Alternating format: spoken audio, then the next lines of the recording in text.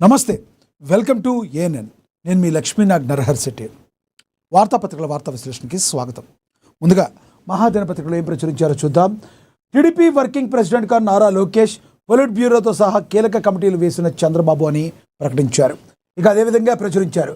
ఇక బీహార్లో సామ్రాట్ శాఖ మొదలు, హోం సహా 29 శాఖలు తన వద్దనే ఉంచుకున్న కొత్త సీఎం, ఉప ముఖ్యమంత్రిగా జేడీయూ నేతలు విజయ్ చౌదరి, విజయేంద్ర ప్రసాద్ అని కూడా ప్రచురించడం అయితే జరిగింది. ఇక సామాన్యుడికి పెట్రోల్ వాత తప్పదా? రోజుకు 1600 కోట్ల నష్టాల్లో చమురు సంస్థలు, అంతర్జాతీయ మార్కెట్లో పెరుగుతున్న ముడి చమురు ధరల పెంపునకు రంగం సిద్ధం చేస్తున్న కంపెనీలు అని కూడా ప్రచురించారు. ఇక చాపర్ ఎక్కుతా please, BJP MLA Payal Shankar వింత సోకు అని కూడా దాని గురించి కూడా రాయటం అయితే జరిగింది. ఇక అదేవిధంగా చూసుకుంటే డీలిమిటేషన్, దక్షిణాదికి శిక్ష, బగ్గుమంటున్న సౌత్ స్టేట్స్ అని కూడా ప్రచురించారు. ఇక యుద్ధం చాలా త్వరగానే ముగుస్తుంది, డొనాల్డ్ ట్రంప్ మరి ఈ రకమైన సంచలన ప్రకటన కూడా చేశారు. ఇక సిద్ధు చెవిలో మోడీ, కర్ణాటకంలో కొత్త వ్యూహం మరి అని కూడా ప్రచురించడం జరిగింది. వడదెబ్బకు బాధితులకు సత్వరమే చికిత్స అందించాలని మరి దామోదర రాజనరసింహ చెప్పారు మంత్రి అని కూడా ప్రచురించారు. ఇక రైతులకు మద్దతుగా కవిత రణం, ఆర్డీఓ కార్యాలయం ముట్టడి, భూసేకరణ నిరసిస్తూ రైతులతో కలిసి బైఠాయింపు. ఇక ఫాతిమా ఓవైసీ కళాశాల కూల్చివేతకు రంగం సిద్ధమవుతుందా అన్న ప్రశ్న కూడా తలెత్తుతుంది. దాని గురించి కూడా మరి ప్రచురించడం అయితే జరిగింది. ఇక టీడీపీ వర్కింగ్ ప్రెసిడెంట్గా నారా లోకేష్ కూడా మరి ఆయన పొలిట్ బ్యూరోతో సహా కీలక కమిటీలు వేశారు చంద్రబాబు అని కూడా ప్రచురించారు. డీలిమిటేషన్ దక్షిణాదికి శిక్ష, బగ్గుమంటున్న సౌత్ స్టేట్స్, మోడీ దేశద్రోహ చర్యలు, రాహుల్ ధ్వజమెత్తారని, అందరినీ సంప్రదించాకే నిర్ణయం తీసుకుంటామని కేంద్రం, దక్షిణ భారత్ అంటూ బలమైన ప్రజా ఉద్యమం, బీఆర్ఎస్ వార్నింగ్, మన తలలపై వేలాడుతున్న కత్తి మనపైనే పడింది, డీలిమిటేషన్పై స్టాలిన్ ఫైర్, నేటి నుంచి పార్లమెంట్ ప్రత్యేక సమావేశాలు జరగనున్నాయి. డీలిమిటేషన్ బిల్లుపై సౌత్ స్టేట్స్ తీవ్ర అభ్యంతరం వ్యక్తం చేస్తున్నాయి. పార్లమెంట్ నియోజకవర్గాల పెంపుతో సౌత్ను పూర్తిగా పక్కన పెట్టడమేనని సౌత్ స్టేట్ సీఎంలతో పాటు ప్రాంతీయ పార్టీలు తీవ్ర ఆగ్రహాన్ని ప్రదర్శిస్తున్నాయి. చట్టసభలో మహిళలకు 33% రిజర్వేషన్లు అమలు చేసేందుకు నియోజకవర్గాల పునర్విభజన బిల్లును తీసుకొచ్చిన కేంద్ర ప్రభుత్వం గురువారం దానిని లోక్సభలో ప్రవేశపెట్టనుంది. కేంద్ర న్యాయశాఖ మంత్రి అర్జున్ రామ్ మెఘవాల్ ఈ బిల్లును సభ ముందుకు తీసుకురానున్నారు. అనంతరం బిల్లుపై చర్చ జరగనుంది. ఇప్పుడు లోక్సభ స్థానాలను గరిష్టంగా 850 వరకు పెంచాలని బిల్లులో కేంద్రం ప్రతిపాదించింది. ఇందులో రాష్ట్రాల నుంచి ఎన్నికయ్యే వారి సంఖ్య 815కు గాను మరి కేంద్ర పాలిత ప్రాంతాల నుంచి 35గా పేర్కొంది. ఇందుకోసం రాజ్యాంగంలోని ఆర్టికల్ 81ని సవరించాలని నిర్ణయించింది. ఇప్పటి వరకు ఆర్టికల్ 81 కింద రాష్ట్రాల నుంచి ఎన్నికయ్యే గరిష్ట లోక్సభ సభ్యుల సంఖ్య 530, కేంద్రపాలిత ప్రాంతాల నుంచి ఎన్నికయ్యే వారి గరిష్ట సంఖ్య 20గా ఉంది. కానీ ప్రస్తుతం 543 లోక్సభ స్థానాలకి ఎన్నికలు జరుగుతున్నాయి. ప్రతిపాదిత నియోజకవర్గాల పునర్విభజన ప్రక్రియపై చర్చ మొదలయ్యే కొద్దీ భారతీయ జనతా పార్టీ దక్షిణ రాష్ట్రాల నుండి ప్రతిఘటనను ఎదుర్కొంటుంది. సౌత్లోని ఉత్తరాది పార్టీ ముద్ర మరి అదేవిధంగా దక్షిణ భారత్, తెలంగాణలోని ప్రతిపక్ష పార్టీ భారత రాష్ట్ర సమితి కూడా ఈ విషయంలో గట్టి వైఖరిని అవలంబించింది. చర్య దక్షిణ భారత్ అంతటా బలమైన ప్రజా ఉద్యమానికి దారితీయవచ్చునని ఆ పార్టీ నేత కేటీఆర్ హెచ్చరించారు.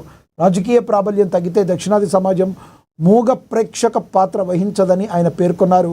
చంద్రబాబు నాయుడు నేతృత్వంలోని తెలుగుదేశం పార్టీ మాత్రం ఇందుకు మినహాయింపుగా నిలిచింది. పునర్విభజనలో న్యాయం జరగాలని కోరుతూనే ఎన్డీఏ భాగస్వామిగా ఉన్న టీడీపీ కేంద్రంలోని బీజేపీ ప్రభుత్వంతో నేరుగా ఘర్షణ పడకుండా జాగ్రత్తగా వ్యవహరిస్తుంది. తమిళనాడులో అధికార డీఎంకే ఈ అంశాన్ని తన ద్రావిడ మరియు బీజేపీ వ్యతిరేకవాదాన్ని బలోపేతం చేయడానికి వాడుకుంటుంది. లెఫ్ట్ ప్రభుత్వం ఉన్న కేరళలో ఈ వివాదం బీజేపీ రాజకీయ విస్తరణను మరింత అడ్డుకునే అవకాశం ఉంది. పుదుచ్చేరిలో కూడా ఈ అంశం ఎన్డీఏ లోపల అంతర్గత ఒత్తిడిని కలిగించవచ్చును. స్టాలిన్, రేవంత్ రెడ్డి, పినరయి విజయన్ వంటి ప్రభావితమైన నాయకులు కఠిన వైఖరిని తీసుకోవడం, టీడీపీ సమతుల్యతను పాటించడంతో పునర్విభజన అంశం కేంద్ర ప్రభుత్వానికి ముఖ్యంగా దక్షిణాది రాష్ట్రాల్లో ఒక కీలక రాజకీయ పరిణామంగా ఇదైతే చోటు చేసుకుంది. ఏది ఏమైనప్పటికీ కూడా జనాభా ప్రాతిపదికన విడగొడితే ఆ తర్వాత ఉత్తరాది రాష్ట్రాల్లో మరి వాళ్ళ ప్రభావం ఎక్కువైన తర్వాత దక్షిణాదికి రాజకీయ అవకాశాలు కూడా కంప్లీట్గా తక్కువైపోతాయి. అసలు ఆ మాటకు వస్తే దక్షిణాదిని పరిగణలోకి తీసుకునే అవకాశం కూడా ఉండకుండా ఏకపక్ష నిర్ణయాలు కేంద్రం తీసుకునే అవకాశం చాలా స్పష్టంగా కనబడుతుందని, సౌత్ మొత్తం కూడా మరి తమ గొంతుకునైతే వినిపిస్తున్నాయి. దానిలో అధికార ప్రతిపక్షం అనే తేడా లేకుండా ఇక్కడ కాంగ్రెస్ కావచ్చు, బీఆర్ఎస్ పార్టీ కూడా తన గళాన్ని గట్టిగానే వినిపిస్తుంది. తమిళనాడులో ఇక డిఎంకే అయితే సరే మనకి తెలుసు.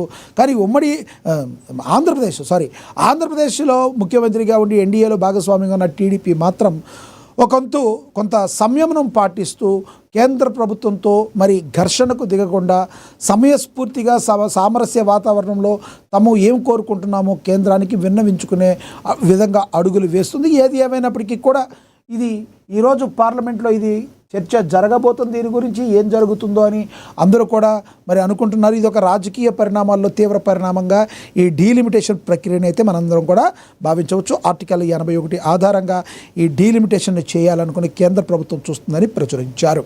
ఇక అదేవిధంగా చూసుకుంటే చాపరెక్కుతా please BJP MLA Payal Shankar వింత సోకు. మరి ఆదిలాబాద్ జిల్లా పర్యటన ముగించుకుని తిరుగు ప్రయాణమవుతున్న రాష్ట్ర మంత్రి పొన్నం ప్రభాకర్ హెలికాప్టర్ను బీజేపీ ఎమ్మెల్యే పాయల్ శంకర్ అనూహ్యంగా ఎక్కడం మంత్రిని షాక్కు గురిచేసింది. సాధారణంగా అధికార ప్రతిపక్ష నేతల మధ్య పచ్చగడ్డి వేస్తే బగ్గుమని రాజకీయ వాతావరణం ఉండే తరుణంలో ఇద్దరు భిన్నమైన ధృవాల నేతలు కలిసి ఒకే హెలికాప్టర్లో గగన విహారం చేయడం ఇప్పుడు సోషల్ మీడియాలో వైరల్గా మారింది. వివరాల్లోకి వెళితే మంత్రి పొన్నం ప్రభాకర్ ఆదిలాబాద్ పర్యటన ముగించుకుని ఎయిర్ డ్రోమ్ వద్దకు చేరుకోగా అక్కడ బీజేపీ ఎమ్మెల్యే పాయల్ శంకర్ కూడా వచ్చారు. మంత్రి తన హెలికాప్టర్ ఎక్కుతుండగా ఎమ్మెల్యే కూడా లోపలికి వెళ్లేందుకు ప్రయత్నించారు. భద్రతా కారణాల దృష్ట్యా, రాజకీయ సమీకరణాల దృష్ట్యా మంత్రి పొన్నం ఆయన్ను వారించినప్పటికీ పాయల్ శంకర్ వినలేదు. దీని గురించి కూడా ఒకసారి చూద్దాం. ఆదిలాబాద్ ఎయిర్పోర్ట్ మాస్టర్ ప్లాన్ వివాదం కొన్ని రోజులుగా చర్చ జరుగుతున్న నేపథ్యంలో భూములను విహంగ వీక్షణం ద్వారా పరిశీలించాల్సిందేనని ఆయన పట్టుబట్టారు. పొన్నం జిల్లా మంత్రి కాదు, ఆ శాఖతో పొన్నం జిల్లా మంత్రి కాదు, ఆ శాఖతో కూడా సంబంధం లేదు. కానీ పాయల్ శంకర్ ఆదిలాబాద్లోని టౌన్లోని గగన విహారం చేయాలన్న కోరికతో మంత్రిపై ఒత్తిడి చేయడంతో చేసేది లేక మంత్రి ఆయన్ను తనతో పాటు తీసుకెళ్లాల్సి వచ్చింది. ఇటీవల కేంద్ర పౌర విమానయాన శాఖ మంత్రి రామ్మోహన్ నాయుడు ఆదిలాబాద్ ఎయిర్పోర్ట్ ఏర్పాటుపై అధికారుల బృందాన్ని పంపిస్తామని ప్రకటించారు. ఈ హఠాత్ పరిణామంతో మంత్రి పొన్నం ప్రభాకర్ వింత అనుభవాన్ని ఎదుర్కోవాల్సి వచ్చింది. ఏమయ్యా పాయల్ శంకర్ గారు, ఏంటి మీరు అంతకుముందు ఎప్పుడు చేపరెక్కలేదా, మరీ చిన్నపిల్లలాగా మారం చేస్తున్నారంటూ అక్కడ ఉన్న వాళ్ళందరూ కూడా పక్కున నవ్వుకున్నట్టుగా కూడా మనకి దీని ప్రకారం అర్థం అవుతుంది. ఏది ఏమైనప్పటికీ కూడా పాయల్ శంకర్ మరి తాను ఎటువంటి పరిస్థితుల్లో గగనంలోంచి మీతో పాటు నేను కూడా చూడాల్సిందేనని పట్టుబట్టడంతో మంత్రి పొన్నం ప్రభాకర్ చేసేదేమీ లేక ఆయన కూడా మిన్నకుండిపోవాల్సి వచ్చిందని కూడా ప్రచురించడం జరిగింది. ఇక అదేవిధంగా చూసుకుంటే టీడీపీ వర్కింగ్ ప్రెసిడెంట్గా నారా లోకేష్, పొలిట్ బ్యూరో సహా కీలక కమిటీలు వేసిన చంద్రబాబు. ఇది చాలా కీలక పరిణామం టీడీపీలో.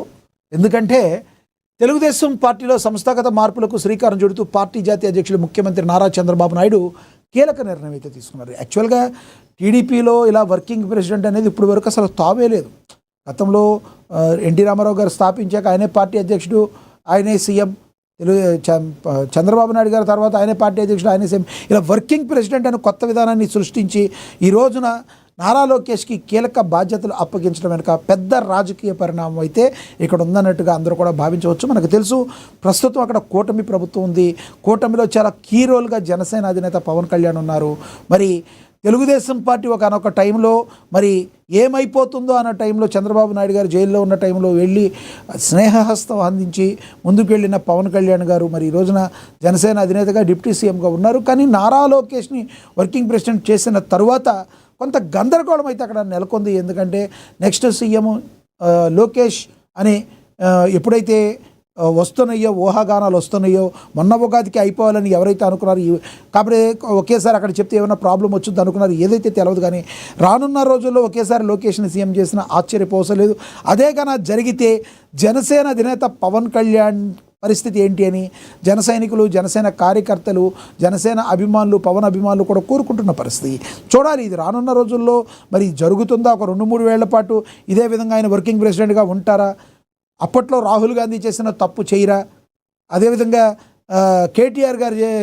కేసీఆర్ చేసిన తప్పు, కేటీఆర్ని సీఎం చేయకుండా ఉన్న తప్పు చేయకుండా మరి చంద్రబాబు గారు చిన్నబాబుని సీఎంగా ప్రకటిస్తారు. ఇవన్నీ కూడా $1,000,000 ప్రశ్న. ఏది ఏమైనప్పటికీ కూడా ఇది మొత్తం బాల్ చంద్రబాబు కోర్టులో ఉందా లేదంటే బీజేపీ కోర్టులో ఉందా, ఇది కూడా మనం ఆలోచించాలి.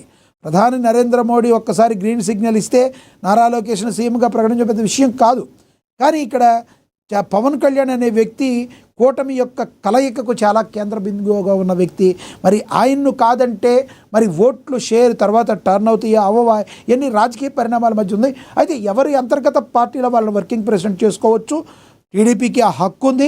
నారా లోకేష్ గారు వర్కింగ్ ప్రెసిడెంట్ అయినంత మాత్రాన ఇమీడియట్లీ పోయింది. కానీ వర్కింగ్ ప్రెసిడెంట్ కీలక బాధ్యతలు అప్పగించిన తదుపరి సీఎంఏ కదా అని ప్రశ్న అందరిలోనూ ఉత్పన్నమవుతున్న మాట వాస్తవం. దీని అందరం కూడా మనం గమనించాలి. మీరేమనుకుంటున్నారు దీని గురించి కమెంట్ బాక్స్లో కమెంట్ అయితే చేయండి. ఇక్కడ ప్రచురించింది చూస్తే పార్టీని మరింత బలోపేతం చేయడం, ఆధునిక విధానాలతో ముందుకు తీసుకెళ్లాలనే లక్ష్యంగా నియామకాలు చేపట్టినట్లుగా పార్టీ వర్గాలు అయితే వెల్లడించారు. పార్టీ జాతీయ వర్కింగ్ ప్రెసిడెంట్గా నారా లోకేష్ నియమించారు. యువ నాయకత్వానికి ప్రాధాన్యత ఇస్తూ పార్టీ కార్యకలాపాలను దేశవ్యాప్తంగా విస్తరించేందుకు ఈ నిర్ణయం తీసుకున్నట్లుగా సమాచారం. అదేవిధంగా కాకినాడ జిల్లాకు చెందిన రాజ్యసభ సభ్యులు సానా సతీష్ బాబును పార్టీ జాతీయ ఉపాధ్యక్షుడిగా నియమించారు. పార్టీ పట్ల ఆయనకున్న నిబద్ధత, అనుభవాన్ని గుర్తించి ఈ బాధ్యతలు అప్పగించినట్లుగా తెలిపారు. తనను జాతీయ ఉపాధ్యక్షుడిగా నియమించినందుకు సానా సతీష్ బాబు హర్షం వ్యక్తం చేశారు. పార్టీ అధినేత నారా చంద్రబాబు నాయుడు పట్ల కృతజ్ఞత తెలియజేస్తూ తనపై ఉంచిన నమ్మకాన్ని నిలబెట్టుకుంటానని అన్నారు. పార్టీ అభివృద్ధికి కృషి చేస్తానని, కార్యకర్తలతో కలిసి పార్టీ బలోపేతానికి శ్రమిస్తానని పేర్కొన్నారు. అలాగే నారా లోకేష్ను జాతీయ వర్కింగ్ ప్రెసిడెంట్గా నియమించడం పట్ల సానా సతీష్ బాబు శుభాకాంక్షలు తెలిపారు. ఆయన నాయకత్వంలో పార్టీ మరింత ఉన్నత స్థాయికి చేరుకుంటుందని ఆశాభావాన్ని అయితే వ్యక్తం చేశారు. ఎక్కడా కూడా చిన్న చప్పుడు లేదు, ఏమీ లేదు. జస్ట్ చెప్పదలుచుకుంది, చేయదలుచుకుంది చేసుకుని వెళ్ళిపోయారు. ఇది ఒక ప్రశాంతమైన వాతావరణంలో ఇలా చేసేయటమే అనేక ప్రశ్నలకు, రాజకీయ ప్రశ్నలకు తావిస్తుంది. దీని గురించి మరి రానున్న రోజుల్లో ఇది ఏ రకంగా ముందుకు వెళుతుంది, రాజకీయ పరిణామాలు ఏ విధంగా ఉండబోతాయని ఆంధ్రప్రదేశ్లో ఈ యొక్క మూవ్ ఎలాంటిది అనేది మనం వేచి చూడాల్సిన పరిస్థితి. ఇక బీహార్లో సామ్రాట్ శాఖ మొదలు. హోంతో సహా 29 శాఖలు తన వద్దనే ఉంచుకున్న కొత్త సీఎం. ఉప ముఖ్యమంత్రులుగా జేడీయూ నేతలు విజయ్ చౌదరి, మరి బిజేంద్ర ప్రసాద్ అని కూడా ప్రచురించడం అయితే జరిగింది. బీహార్ రాజకీయాల్లో సుదీర్ఘకాలం సాగిన నితీష్ యుగం ముగిసిన సామ్రాట్ శకం ప్రారంభమైంది. నితీష్ శకం ముగిసి సామ్రాట్ శకం ప్రారంభమైంది. బీహార్ నూతన ముఖ్యమంత్రిగా బాధ్యతలు చేపట్టిన సామ్రాట్ చౌదరి పరిపాలనపై తన పట్టును చాటుకుంటూ అత్యంత కీలకమైన హోంమంత్రిత్వ శాఖతో పాటుగా మొత్తంగా 29 శాఖలను తన వద్దనే ఉంచుకున్నారు. బుధవారం ముఖ్యమంత్రి ప్రమాణ స్వీకార కార్యక్రమం అనంతరం మంత్రులకు శాఖలు కేటాయిస్తూ కేబినెట్ సచివాలయ విభాగం అధికారిక ప్రకటనను విడుదల చేస్తుంది. ఈ కొత్త ప్రభుత్వంలో జేడీయూ నేతలకు ఉప ముఖ్యమంత్రి పదవులు దక్కాయి. విజయ్ కుమార్ చౌదరి, విజేంద్ర ప్రసాద్ యాదవ్ ఉప ముఖ్యమంత్రులుగా నియమితులైన కీలక బాధ్యతలను స్వీకరించారు. అన్ని కీలక శాఖలపై సీఎం సామ్రాట్ పట్టు అట్టు పెట్టుకున్నారు. దీనిలో ప్రధానంగా ముఖ్యమంత్రి సామ్రాట్ చౌదరి ప్రస్తుతం హోం, విజిలెన్స్, రెవెన్యూ, భూ సంస్కరణలు, ఆరోగ్యం వంటి అత్యంత ప్రాధాన్యత కలిగిన శాఖలను తన వద్దనే ఉంచుకున్నారు. దీని ద్వారా రాష్ట్ర భద్రత, పోలీస్ పరిపాలన మరియు చట్ట వ్యవస్థపై ఆయనకు పూర్తి స్థాయి పట్టు ఏర్పడింది. వీటితో పాటు వ్యవసాయం, పరిశ్రమలు, పంచాయతీరాజ్, కార్మిక వనరులు, విపత్తు నిర్వహణ వంటి మొత్తంగా 29 శాఖలను ఆయన స్వయంగా పర్యవేక్షిస్తున్నారు. ఇక ఏ మంత్రికి కేటాయించని ఇతర శాఖలు కూడా ముఖ్యమంత్రి పరిధిలోనే ఉంటాయని ప్రభుత్వం స్పష్టం చేసింది. ఈ భారీ స్థాయిలో శాఖలను తన వద్దనే ఉంచుకోవడం ద్వారా రాష్ట్రంలో కేంద్రీకృత పాలనకు ఆయన పునాదులు వేసినట్లుగా రాజకీయ విశ్లేషకులు అయితే భావిస్తున్నారు. ఇక డిప్యూటీ సీఎంలకు కీలక బాధ్యతలు. కూటమి సమతుల్యతను పాటిస్తూనే ఉప ముఖ్యమంత్రికి కీలక బాధ్యతను అప్పగించారు. సీనియర్ నేత విజయ్ కుమార్ చౌదరికి జలవనరులు, పార్లమెంటరీ వ్యవహారాలు, సమాచార మరియు ప్రజా సంబంధాల శాఖలతో సహాయం మొత్తంగా 10 శాఖలను కేటాయించారు. ఆయన గతంలో కూడా నితీష్ కుమార్ ప్రభుత్వంలో ఇవే బాధ్యతలను సమర్థవంతంగా నిర్వహించారు. ఇక బీజేపీ వ్యూహం చారిత్రాత్మక విజయం. 2025 అసెంబ్లీ ఎన్నికల్లో 89 సీట్లతో బీజేపీ ఏకైక పెద్ద పార్టీగా అవతరించింది. నితీష్ కుమార్ రాజ్యసభకి ఎన్నికై సీఎం పదవికి రాజీనామా చేయడంతో బీహార్ బీజేపీ స్వయంగా ప్రభుత్వాన్ని నడిపాలని దీర్ఘకాల వ్యూహం ఫలించింది. జేడీయూ నుంచి బీజేపీలో చేరిన సామ్రాట్ చౌదరి క్షేత్రీయ స్థాయిలో పార్టీని బలోపేతం చేయడంలో కీలక పాత్ర అయితే ఆయన పోషించారు. ఇది బీజేపీకి ఎప్పటి నుంచో ఉన్న కళ, తన కళను తాను సాకారం బీహార్లో చేసుకుంది అని మనం గమనించవచ్చు. ఇక సామాన్యుడికి పెట్రో వాత తప్పదా? ఎలక్షన్లు అయిపోయే వరకు ఎరగకపోవచ్చు. ఒకసారి తమిళనాడు ఎలక్షన్స్ కూడా అయిపోయినాయి అంటే ఆ తర్వాత వడ్డన షురూ అయ్యే కార్యక్రమం అయితే దగ్గరలో ఉందని మనం అయితే అనుకోవచ్చు. ఎందుకంటే రోజుకు 1600 కోట్ల నష్టాల్లో చమురు సంస్థలు ఉన్నాయి. అంతర్జాతీయ మార్కెట్లో పెరుగుతున్న ముడి చమురు ధరల పెంపులకు రంగం సిద్ధం చేస్తున్నాయి కంపెనీలు.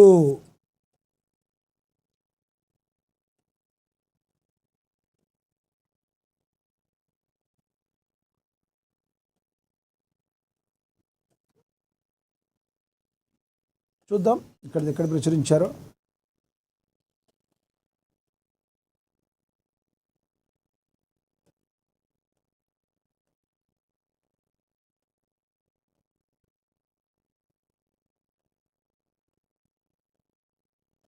రైట్, తదుపరి చూద్దాం.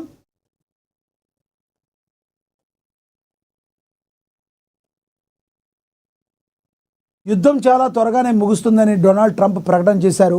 తాము యుద్ధాన్ని ముగించిన వెంటనే ముడి చమురు ధరలు చాలా భారీగా తగ్గిపోతాయని అమెరికా అధ్యక్షుడు డొనాల్డ్ ట్రంప్ తెలిపారు. నవంబర్లో అమెరికా కాంగ్రెస్కు ఎన్నికలు జరిగే నాటికి ఇంధన ధరలు దాదాపుగా ఇప్పటి స్థాయిలో లేదంటే కొంత ఎక్కువ స్థాయిలో ఉంటాయని ట్రంప్ అయితే తెలియజేశారని కూడా ప్రచురించారు. ఇక సిద్ధు చెవిలో మోడీ, కర్ణాటకలో కొత్త వ్యూహం. ప్రస్తుత రాజకీయాలు ఒక పట్టాన ఎవరికి అందవు. ఒకవైపు ఆధ్యాత్మికత, మరోవైపు కుంభకోణాల ఆరోపణలు, ఇంకోవైపు కుర్చీలాట. ఈ మూడింటిని కలయికగా దక్షిణ భారతం ఇప్పుడు రాజకీయ రణక్షేత్రంగా మారింది. ప్రధానంగా బెంగళూరు విమానాశ్రయంలో ప్రధానమంత్రి నరేంద్ర మోడీ, కర్ణాటక ముఖ్యమంత్రి సిద్ధరామయ్య మరి అత్యంత సన్నిహితంగా ఒకరి చెవిలో ఒకరు మాట్లాడుకుంటున్న ఫోటో ఇప్పుడు సామాజిక మాధ్యమాల్లో మరి వైరల్గా మారింది. అనేక రాజకీయ విశ్లేషణలకు ఇదైతే తావిస్తుంది అని కూడా ప్రచురించారు. ఇక వీరిద్దరి మధ్య నవ్వుల వెనుక నమ్మకం ఉందా లేక రాజకీయ చదరంగం ఉందా అని అందరిలో కూడా ప్రశ్న లేవనెత్తుతుంది.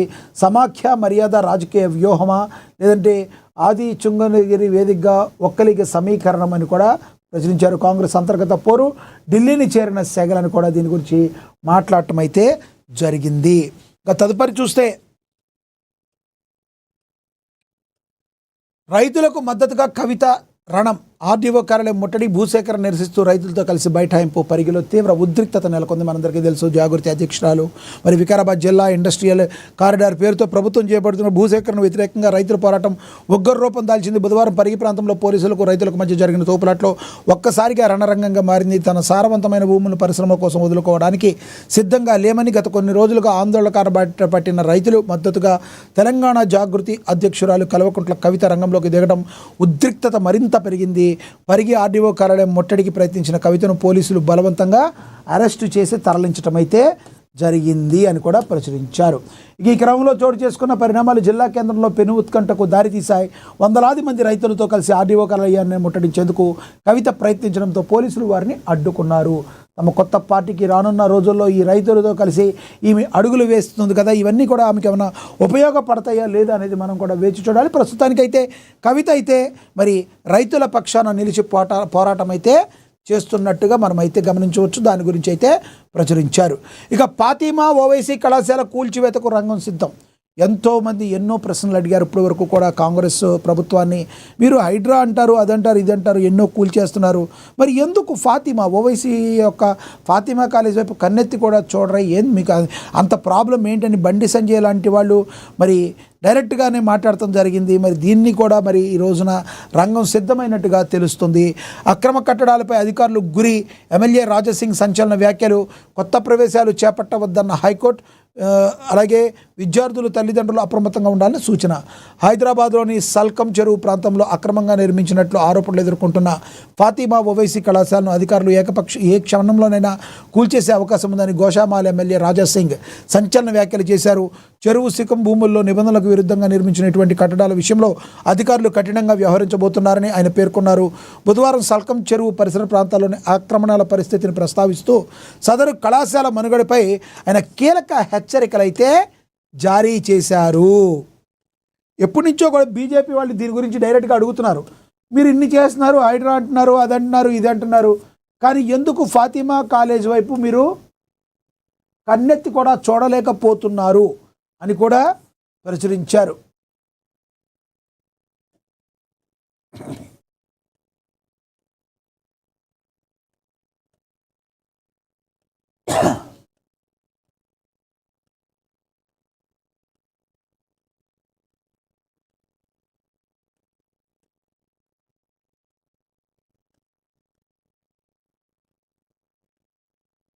ఎస్, ఈ వివాదాస్పద కళాశాలలో కొత్తగా ఎటువంటి ప్రవేశాలు చేపట్టకూడదని గౌరవ హైకోర్టు ఇప్పటికే స్పష్టమైన ఆదేశాలు జారీ చేసిందని రాజాసింగ్ గుర్తు చేశారు. న్యాయస్థానం ఆదేశాలను బేఖాతరు చేస్తూ ప్రవేశాలు కల్పిస్తే విద్యార్థుల భవిష్యత్తు అంధకారంలో పడే ప్రమాదం ఉందని ఆందోళన వ్యక్తం చేశారు. నిబంధనలకు విరుద్ధంగా నిర్మించిన విద్యా సంస్థల పట్ల ప్రభుత్వం మరియు ఉన్నతాధికారులు ఏ క్షణంలోనైనా చర్యలు తీసుకునే అవకాశం ఉన్నందున ప్రజలందరూ అప్రమత్తంగా ఉండాల్సిన అవసరం ఉందని ఆయన వివరించారు. ముఖ్యంగా విద్యార్థులు, తల్లిదండ్రులు తమ విద్యా భవిష్యత్తును దృష్టిలో ఉంచుకొని ఇటువంటి వివాదాస్పద సంస్థల పట్ల జాగ్రత్తగా ఉండాలని రాజాసింగ్ సూచించారు. రాజాసింగ్ అక్రమ నిర్మాణాల్లో నడుస్తున్న కళాశాలలో చేరి అనవసర చిక్కుల్లో పడకూడదని, తక్కువ ఫీజులు లేదా ఇతర ప్రలోభాలకు లోనై జీవితాలను పణంగా పెట్టవద్దని హితవు పలికారు. అనుమతులు లేని వివాదాస్పద భూముల్లో ఉన్న విద్యా సంస్థలో ప్రవేశాలు తీసుకోవద్దని ఆయన బహిరంగంగా రాజాసింగ్ విజ్ఞప్తి అయితే చేశారు. ఇవన్నీ కూడా రాజాసింగ్ అయితే ఈ కీలక వ్యాఖ్యలు చేశారు. మరి నిజంగా అధికారులు ఫాతిమా డిగ్రీ కాలేజీని కూల్చేస్తారా? హైడ్రా సంబంధిత అధికారులు నిజంగానే అది ఫాతిమా డిగ్రీ కాలేజీ మరి నిబంధనలకు అనుగుణంగా కాకుండా విరుద్ధంగా ఉందా? వీటన్నిటికీ కూడా సమాధానం మరికొంత కాలంలో దొరికే అవకాశం అయితే మనకి స్పష్టంగా కనబడుతుంది. ప్రస్తుతానికైతే రాజాసింగ్ అయితే ఈ కీలక వ్యాఖ్యలు చేశారు. ఇక పదవుల జాతరకు లైన్ క్లియర్. సీఎంతో మీనాక్షి పీసీసీ చీఫ్ భేటీ 2-3 రోజుల్లో ఉత్తర్వులు జారీ. తెలంగాణలో కాంగ్రెస్ రాజకీయ సమీకరణాలు వేగంగా మారుతున్నాయి. ఒకవైపు ప్రభుత్వంపై పట్టు పెంచుకుంటూనే మరోవైపు పార్టీలో అసమ్మతి సెగలు చల్లార్చేందుకు అధిష్టానం రంగంలోకి దిగింది. బుధవారం గాంధీభవన్ వేదికగా తెలంగాణ కాంగ్రెస్ వ్యవహారాల ఇన్ఛార్జ్ మీనాక్షి నటరాజన్ నేతృత్వంలో జరిగిన హై లెవెల్ మీటింగ్ రాష్ట్ర రాజకీయాల్లో హాట్ టాపిక్గా మారింది. ముఖ్యమంత్రి రేవంత్ రెడ్డి పీసీ చీఫ్ మహేష్ కుమార్ గౌడ్లతో కలిసి ఆమె సుమారుగా 3 గంటల పాటు మారథాన్లో మరి నిర్వహించారు. మంత్రుల పనితీరు, వారిపై వెలువెత్తున్న అవినీతి ఆరోపణలు, సీనియర్ నేత జీవన్ రెడ్డి రాజీనామా ఉదంతం వంటి సున్నితమైన అంశాలపై ఈ భేటీలో లోతైన చర్చలైతే జరిపారు.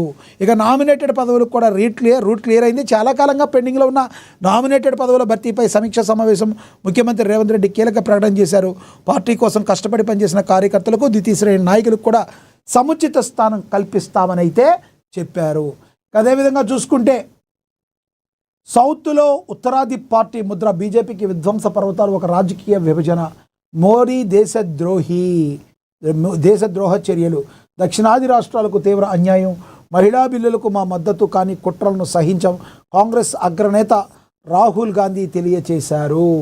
నియోజకవర్గాల పునర్విభజన, డీలిమిటేషన్ పేరుతో కేంద్రంలో బీజేపీ ప్రభుత్వం దేశంలో అధికార చోరీకి పాల్పడేందుకు ప్రయత్నిస్తుందని కాంగ్రెస్ అగ్రనేత రాహుల్ గాంధీ తీవ్రస్థాయిలో ధ్వజమెత్తారు. మహిళా రిజర్వేషన్ బిల్లుకు తాము పూర్తి స్థాయిలో మద్దతు ఇస్తున్నామని స్పష్టం చేస్తూనే ఆ బిల్లు అమలును డీలిమిటేషన్తో ముడిపెట్టడం వెనుక పెద్ద కుట్ర దాగి ఉందని ఆయన ఆరోపించారు. బుధవారం ఢిల్లీలో ఏర్పాటు చేసిన మీడియా సమావేశంలో రాహుల్ గాంధీ మాట్లాడుతూ కేంద్ర ప్రభుత్వ వైఖరిని ఎండగట్టారు. మహిళలకు రిజర్వేషన్లు కల్పించలేనిది మంచి నిర్ణయం అయినప్పటికీ దాన్ని రాజకీయ ప్రయోజనాల కోసం వాడుకుంటూ విపక్షాల నిర్దిష్ట వర్గాలను అణిచివేసేందుకు బీజేపీ యత్నిస్తుందని మండిపడ్డారు. బడుగు బలహీన వర్గాల హక్కుల హరణే లక్ష్యమని, ఓబీసీ, ఎస్సీ, ఎస్టీ హక్కులను లాక్కునేందుకు బీజేపీ పక్కా ప్రణాళికలతోనే మరి దీన్ని అని ఈ రాహుల్ గాంధీ విమర్శించారు. జనాభా గణనను చేపట్టకుండా కేవలం రాజకీయ లెక్కలతో నియోజకవర్గాలను పునర్విభజించడం వల్ల బడుగు బలహీన వర్గాల ప్రాతినిధ్యం దెబ్బతింటుందని ఆయన ఆవేదన వ్యక్తం చేశారు. ఇక దక్షిణాది రాష్ట్రాలకు తీవ్ర అన్యాయం జరుగుతుందని ప్రతిపాద డీలిమిటేషన్ ప్రక్రియ వల్ల చిన్న రాష్ట్రాలు, ముఖ్యంగా దక్షిణాది రాష్ట్రాలు తీవ్రంగా నష్టపోయే ప్రమాదం ఉందని రాహుల్ గాంధీ హెచ్చరించారు. అధికార దాహంతో ఇవన్నీ కూడా మరి చేస్తున్నట్టు మరి బీజేపీ మీద విమర్శల వానని అయితే ఆయన గుప్పించటం అయితే జరిగింది. ఇక వడదెబ్బ బాధితులకు సత్వరమే చికిత్స అందించాలని మరి ప్రతి దవాఖానాలో ప్రత్యేక వైద్య బృందం ఉందని మంత్రి దామోదర రాజనరసింహ తెలిపారు. ఎండల తీవ్రతపై ఆరోగ్య శాఖ సమీక్ష నిర్వహించాలని చెప్పారు. రాష్ట్రంలో ఎండల తీవ్రత పెరుగుతున్న నేపథ్యంలో ఆరోగ్య శాఖ యంత్రాంగం అప్రమత్తమైంది. వడదెబ్బ బాధితులకు సత్వరమే చికిత్స అందించాలని, ఇందుకోసం ప్రతి ప్రభుత్వ హాస్పిటల్లో ప్రత్యేకంగా ఒక వైద్య బృందాన్ని సిబ్బందిగా ఉంచాలని రాష్ట్ర ఆరోగ్య శాఖ మంత్రి దామోదర రాజనరసింహ సూచనలు చేశారు. మరి ఎటువంటి పరిస్థితుల్లో ప్రజలు కూడా వ్యక్తిగతంగా తాము వడదెబ్బ తగలకుండా ఉండడానికి, ఆరోగ్యంగా ఉండడానికి సత్విధాల వాళ్ళు కూడా వ్యక్తిగతంగా మరి తమ యొక్క బాధ్యతను స్వీకరించాలని కూడా మనకి తెలుస్తుంది. దీన్ని బట్టి ఇక అదేవిధంగా చూసుకుంటే హైదరాబాద్లో మొయినాబాద్లో డ్రగ్స్ కేసు, పైలట్కు బిగిస్తున్న ఉచ్చు. పైలట్ రోహిత్ రెడ్డికి తెరపైకి దుబాయ్లో చనిపోయిన Kedar case, drugs owner dose చనిపోయిన వ్యక్తిగత సంబంధాలు. సంచలనం రేపిన Moinabad the farm house drugs కేసులో మరి విచారణ జరుపుతున్న సిట్ అధికారులకు సంచలన విషయాలు వెలుగు చూస్తున్నాయి. ఈ కేసులో తాండూరు మాజీ ఎమ్మెల్యే బీఆర్ఎస్ నేత పైలట్ రోహిత్ రెడ్డి చుట్టూ ఉచ్చు బిగుస్తుంది. ఇప్పటికే ఈ కేసులో ప్రధాన నిందితులుగా అరెస్ట్ అయిన జైలుకు వెళ్లిన పైలట్ రోహిత్ రెడ్డి, ఆయన సోదరుడు రితేష్ రెడ్డి మరిన్ని చిక్కుల్లో పడుతున్నారు. తాజాగా ఈ కేసులో మరో వ్యక్తి పేరు సిట్ అధికారులు ప్రస్తావించారు. కేదార్ అనే వ్యక్తి పేరు మొయినాబాద్ ఫామ్ హౌస్ డ్రగ్స్లో తెర మీదకి వచ్చింది. గతేడాది దుబాయ్లో డ్రగ్స్ అధికంగా తీసుకోవడం వల్ల ఓవర్ డోస్తో కేదార్ ప్రాణాలు కోల్పోయాడు. అయితే ఆ కేదార్తో పైలట్ రోహిత్ రెడ్డి సోదరులకు దగ్గర సంబంధాలు ఉన్నట్లుగా తాజాగా పోలీసులు గుర్తించారు. కేదార్కు రోహిత్ రెడ్డికి మధ్య అనేక ఆర్థిక లావాదేవీలు ఉన్నట్టుగా కూడా మరి తెలుస్తుంది. మరి పైలట్ రోహిత్ రెడ్డికి ఉచ్చు బిగిస్తుందని కూడా ప్రచురించారు. ఇక బోర్గంపాడులో ప్రభుత్వ పాఠశాల 60 కార్యక్రమం జరిగింది. దీనికి ఎస్ఐ మేడా ప్రసాద్ హాజరయ్యారని కూడా దీని గురించి కూడా ప్రచురించారు. ఇక అదేవిధంగా చూసుకుంటే భద్రాచలంలో జలమహోత్సవ వేడుకల్లో పాల్గొన్నారు స్థానిక ఎమ్మెల్యే డాక్టర్ తెల్లం వెంకట్రావు. ఖాకీలను నిలదీసిన గ్రామస్తులు దమ్మపేటలో ఎస్ఐ సాయి కిషోర్ రెడ్డిని సస్పెండ్ చేయాలని డిమాండ్ చేశారు. దమ్మపేట పోలీస్ స్టేషన్ వద్ద తీవ్ర ఉద్రిక్తత అయితే నెలకొంది. గంటకు పైగా ఆందోళన చేసిన బాధితులు డిఎస్పీ సతీష్ కుమార్ హామీతో వెనుదిరిగిన గ్రామస్తులు పేకాట దాడిలో అమానుషంగా ప్రవర్తించారంటూ బాధితులైతే తీవ్ర ఆరోపణ చేయటం అయితే జరిగింది. ఇక ఇట్లా ఇంపార్టెంట్గా ఇక చూసుకుంటే బోర్గంపాడులోనే వేతన ఒప్పందం జాప్యంపై తెలంగాణ రాష్ట్ర కార్మిక శాఖ కమిషనర్కు వినతి పత్రాన్ని ఇచ్చారని కూడా ప్రచురించారు. ప్రభుత్వ నిబంధనల ప్రకారం ఇందిరమ్మ ఇండ్ల నిర్మాణాలు గడువుల్లోపు పూర్తి చేయాలని ఆదేశాలు జారీ చేశారు. మరి ఇళ్ల నిర్మాణంలో నాణ్యత వేగంపై ప్రత్యేక దృష్టి సారించాలని జిల్లా కలెక్టర్ అంకిత్ తెలియజేయడం అయితే జరిగిందని కూడా ప్రచురించారు. తెలుగు రాష్ట్రాల అతిపెద్ద కేబుల్ టీవీ నెట్వర్క్ మహాపత్రిక ఏఎన్ఎన్ ఛానల్ ఆధ్వర్యంలో ఏప్రిల్ 19న ఆదివారం మెగా గ్రాండ్ టెస్ట్ ఈ రాష్ట్ర స్థాయి రీసోర్స్ పర్సన్గా రూపొందించిన ప్రసార పత్రం మరి 19 ఏప్రిల్ 2026 ఆదివారం సమయం 2 గంటల నుండి సాయంత్రం 5 గంటల వరకు 3 గంటల పాటు దాదాపు అంటే మోడల్ ఈఏపీ సెట్ 160 మార్కులకి, అలాగే మోడల్ నీట్కి మరి 180 మార్కులకి, ఖమ్మం భద్రాద్రి కొత్తగూడెం జిల్లా స్థాయి మోడల్ ఈపాక్ట్ సెట్ అండ్ మోడల్ నీట్ ఉన్నాయి. ఇక పరిశీలనకి పరీక్ష రోజే కీ విడుదల అవుతుందని, ఫలితాల ప్రకటన వారం రోజుల్లోనే ఫలితాలు ర్యాంకుల ప్రకటన, పరీక్షా కేంద్రం ప్రియదర్శిని డిగ్రీ కాలేజీ మరి కల్వట్టు ఖమ్మం దగ్గర ఇది జరగబోతుందని కూడా ప్రచురించడం అయితే జరిగింది. ఇక అదేవిధంగా కార్మికులకు మజ్జిగ ప్యాకెట్లు టవళ్లు పంపిణీ చేశారు మణుగూరులో. వేసవి తీవ్రత దృష్టిలో ఉంచుకొని కార్మికుల ఆరోగ్యాన్ని కాపాడేందుకు Singareni calories Manuguru area SMS కంపెనీలో కాంట్రాక్ట్ కార్మికులు మజ్జిగ ప్యాకెట్లు పంపిణీ చేశారు అని ప్రచురించారు.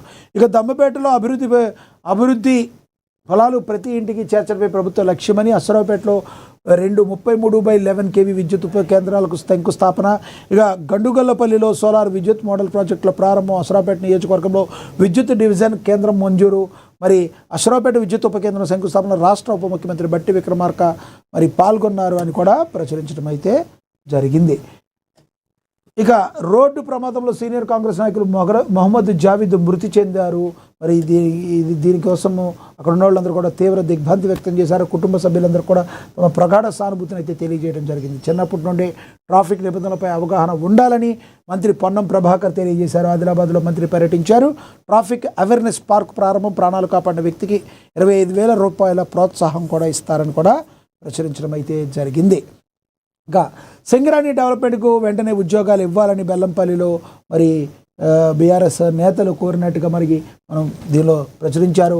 ఇక నిరుద్యోగులకు శుభవార్త, జర్మనీలో 5 లక్షల ఉద్యోగాలు, ప్రతి సంవత్సరం 90,000 ఉద్యోగాలకు వీసాలు జారీ. మరి ఏటీసీ ద్వారా 25,000 మంది యువతకు శిక్షణ రాష్ట్ర ప్రభుత్వం 4,000 కోట్లు ఖర్చు చేస్తుంది. టామ్ ద్వారా నిరుద్యోగులకు మరి ఉద్యోగ అవకాశాలు తెలంగాణ రాష్ట్ర కార్మిక శాఖ మంత్రి గడ్డం వివేకానంద వెల్లడించారని కూడా ప్రచురించడం అయితే జరిగింది. ఇక తదుపరి చూసుకుంటే